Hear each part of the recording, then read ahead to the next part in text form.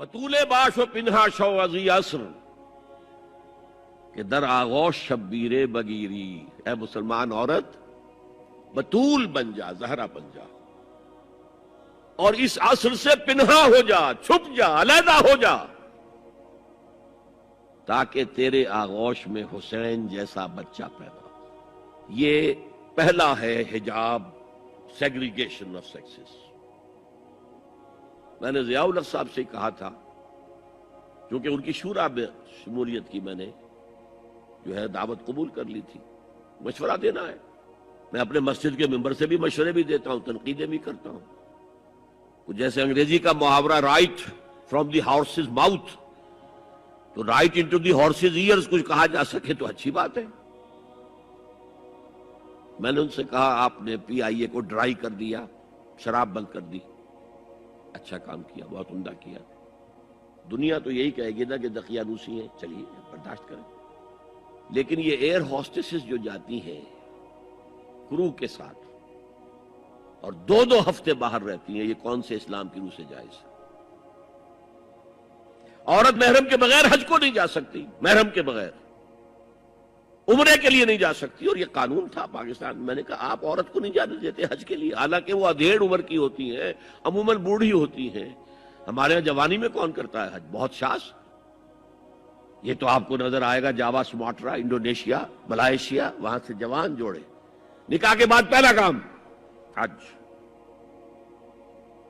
کہ ہمارے ہاں سے تو بڈھے ٹھیرے گئے ہوئے ہوتے، اور پہلے زمانے میں تو ان کو رخصت کر دیتے تھے کہ بس رخصت ہی ہو جائیں گے، یہ واپس نہیں آئیں گے اب۔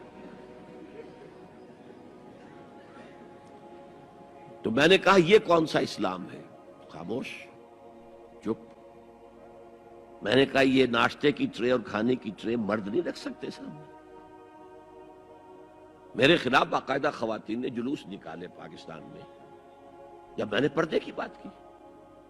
گورنر سندھ کی بیوی جو ہے اس نے لیڈ کیا جلوس کو، مطالبہ کیا کہ ان کی ٹیلی ویژن کے اوپر جو ہے ان کا سامنے آنا بند کیا جائے۔ میں نے کہا ٹھیک ہے۔ بدا الاسلام غریبا ویسعود کما بدا فطوبی للغرباء۔ اسلام شروع ہوا تھا تو اسی حالت میں تھا کہ کوئی اس کو جانتا پہچانتا نہیں تھا، پھر جب اسلام غالب ہو گیا تو طاقتور کے تو سبھی دوست ہیں، سبھی پہچاننے والے، لیکن ان قریب اسلام پھر غریب ہو جائے گا۔ تو جو اسلام کی غربت کے ساتھ خود غریب ہو جائیں ان کے لیے مبارکباد۔ اسلام کا دامن نہ چھوڑے، چاہے انہیں کہا جائے کہ یہ تو بڑے ہی دقیانوسی لوگ ہیں، بڑے کٹر لوگ ہیں۔ میں نے اس زمانے میں چیلنج کیا تھا، مجھے بتاؤ کیا فرق واقع ہوتا ہے؟ آپ کہیں گے عورتوں کو اگر ہم گھر میں بٹھائیں تو ہماری اکانومی سفر کرے گی، آدھی ہماری جو ہے لیبر وہ کام نہیں کرے گی۔ میں نے کہا where there's a will there's a way۔ Cottage industry کا انتظام کرو، نمبر 1، گھروں میں بیٹھ کر کام کریں۔ دوسری جنگ عظیم کے دوران ایک بڑا علاقہ تھا دلی میں جس کا ہر گھر کارخانہ بنا ہوا تھا، کرخندار، یہ ایک قوم کا نام پڑ گیا، کرخندار۔ چھوٹی چھوٹی مشینیں لگی، کہیں بٹن بن رہے ہیں، کہیں بکسوئے بن رہے ہیں، کہیں نکریں سل رہی ہیں، کہیں پینٹیں سل رہی ہیں، کہیں جو ہے کرتے سل رہے ہیں، قمیضیں۔ صبح کے وقت ٹرک آیا، خام مال دے گیا، شام کو آیا، تیار مال لے گیا۔ عورت نہ گھر سے نکلی نہ باہر گئی، کچھ نہیں، اور کام کیا، کما لیا۔ کاٹیج انڈسٹری کا انتظام کرو۔ اسی طریقے سے ایسے یونٹ بناؤ انڈسٹریل جس میں عورتیں کام کریں، عورتیں سپروائز کریں، ورکنگ آورز کم رکھو تاکہ وہ اپنے گھر کا کام بھی کر سکیں۔ کرو۔ عورتوں کے ہسپتال میں عورتیں مرد، عورتیں مریض، عورتیں ڈاکٹر، عورتیں مریض، عورتیں نرسز۔ مردوں کے ہسپتال میں فیمیل نرسز کا کیا کام ہے؟ کیا میل نرسز نہیں ہوتے؟ اور کیا آرمی کے اندر جو فارورڈ یونٹس ہوتے ہیں کہ جو جاتے ہیں محاذ کے اوپر، ان میں کوئی عورت نرس جاتی ہے؟ میل نرسز جاتے ہیں، حالانکہ سب سے زیادہ نرسنگ کی ضرورت وہاں ہوتی ہے۔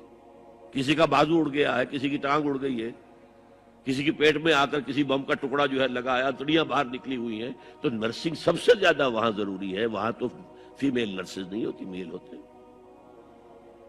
سیگریگیشن سیگریگیشن سیگریگیشن، یہ آگ اور پانی کا ملاپ درست نہیں ہے۔ تو بڑا، سب سے بڑا پردہ تھا۔